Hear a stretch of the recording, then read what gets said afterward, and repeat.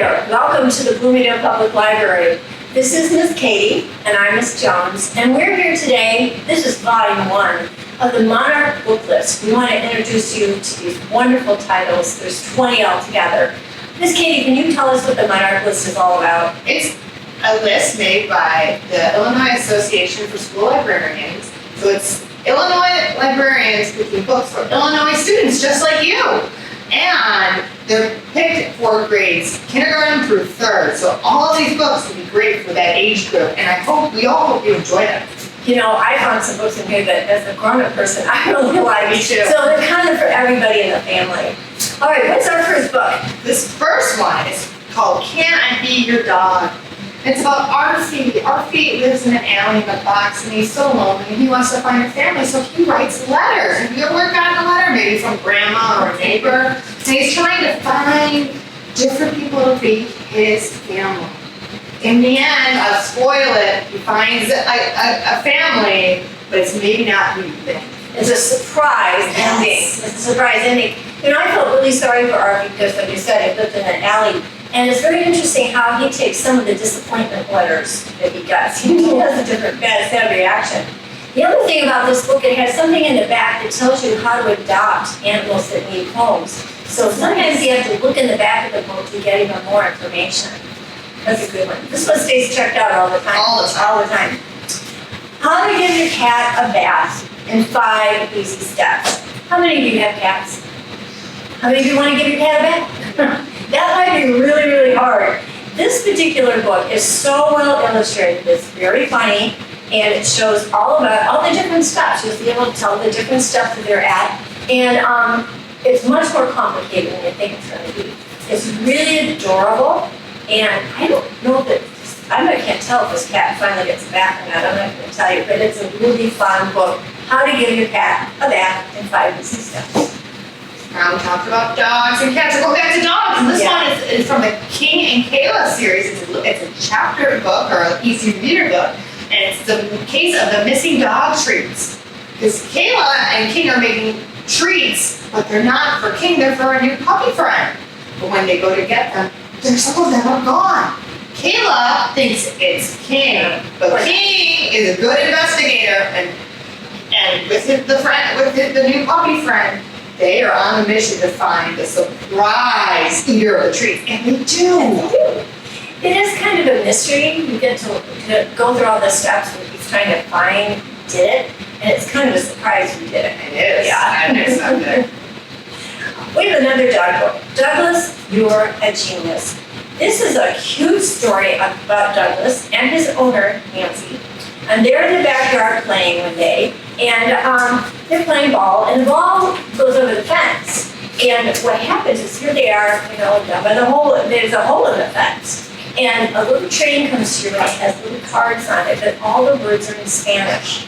And they decide they really want to get to meet and know the people living next door. So they find many creative ways of getting over the fence. It looks dangerous for Douglas every once in a while, but Douglas finds a very creative way of finding his way over the fence, and they get to meet the neighbor next door. And then they have a lot of ideas as to what fun they can have. So this is kind of really fun and lots of fun illustrations. Good ones. So we talked about pets. Now we're going to talk about being kind. Right now, we all need to be kind and help each other out as much as we can. In this book, the little girl sees her friend spill grape juice all over herself and all over the floor, and everyone is laughing and making fun of her. So the main girl tries to be kind and find a way to make her feel better. And then it goes on to say, if you're kind one way, you can help another person and another person, and we can spread the kindness around. It's very important, especially nowadays. There are so many different ways you can be kind. Even just remember people in the simplest little ways. Even just saying hi to them with their name. I thought that was interesting. Well illustrated. You like that book. It's really good. And the girl who had the juice on her, she does feel better, but I'm not going to tell you how ever and why. This is another book about good behavior. This is called The Good Egg. And you see Egg lives in a carton. Well, he lives in a carton. There he is. And the good egg is really good all the time, doing fun things for people, doing chores, always offering to help. And he just does so much, gets a little bit tired, and he's a little frustrated with the other eggs in the carton. So he takes a little time out. I have to say, I think he gets homesick, because he does get a really nice greeting from all the rest of the eggs when he goes back. But this takes a little time out, and that teaches us too. Sometimes you just need to take a time out and do whatever.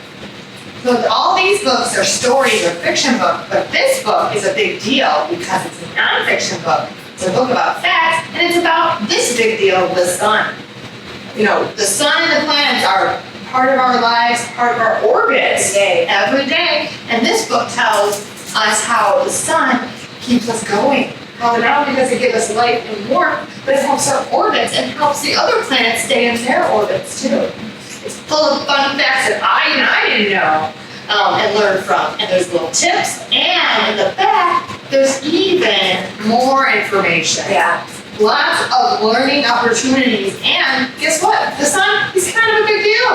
Yeah, you can read as much or as little as you want to in the book. It's all kind of broken up so each page is, you can pick what you want to read.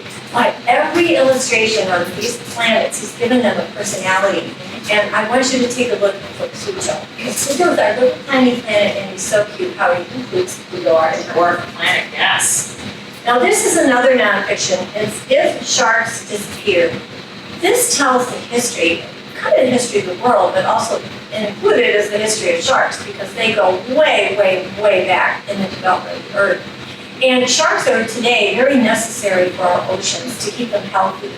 They're predators, so they take care of things that maybe are dying or need to be, removed. And so they help a lot in cleaning up the oceans. They're very necessary. And so this is an interesting nonfiction, and they have lots of facts in it, and some of the nicest and most interesting, really colorful illustrations. So I think this is another nonfiction you'll really enjoy. My last book of today is called A Normal Pig, and it's about Pig. Pig is a little different. She likes different food, she likes doing different things with her family, but one day someone says she's not normal. What is normal? So, Pip is a little upset that after she talks to her parents and they go on a field trip to the museum, she learns that everyone is different and normal is only normal to you. It's a good learning that a book about learning how we're all different. It's also an example of how bullying can affect you. And being kind or being nice would be a much better way to be, but she had to really work some things out so that bullying wasn't that hard on her. She could get over it. Mm-hmm. Yeah. Well, I have the last book for today, and it's What is Chasing Duck? If you have read an Elephant and Piggy book, you're going to love this because it's by a different author, but it's the same kind of idea. Something is chasing duck. And he gets all these other creatures or critters involved, and he tries to explain it as he's going along. And they do find out who it is at the end, and it's not as serious as he thinks, but it's certainly a fun chase. So this is a good one. It's an easy read, and I think everybody in the family would like it. I think we're out of time for right now. We hope that you will come back and you will tune in for volume 2, because we have more really good books to talk about. Now, we've been social distancing while we're here, but we're going to put our masks back on, and we're going to say bye for now. Thank you for coming and visiting. Bye now. Bye. Bye.